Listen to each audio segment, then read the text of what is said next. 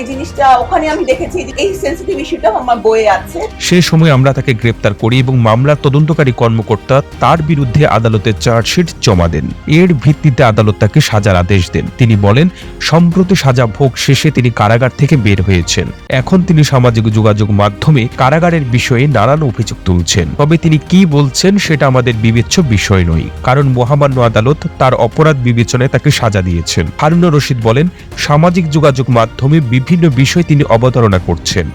আদৌ কারাগারে তিনি এই ধরনের সমস্যায় পড়ছেন কিনা বা সমস্যায় পড়লে তিনি কর্তৃপক্ষকে অবহিত করেছেন কিনা, নাকি ভাইরাল হওয়ার জন্য বা ভিউ বাড়ানোর জন্যই তিনি এসব বলছেন জানি না। সমকামিতার বিষয়ে যথাযথ কর্তৃপক্ষ অভিযোগ দায়ের করলে বিষয়টা তদন্ত করে দেখা উচিত। নারী সমকামিতা তারপরে সবসময় তো আর একটা মানুষের পাহারা দিয়ে রাখা সম্ভব। আর এতক্ষণ আপনারা সঙ্গে ছিলেন বিশ্ব বাংলার। এভাবে সঙ্গে থাকুন, আমরা তো ফিরছি নতুন নতুন প্রতিবেদন নিয়ে।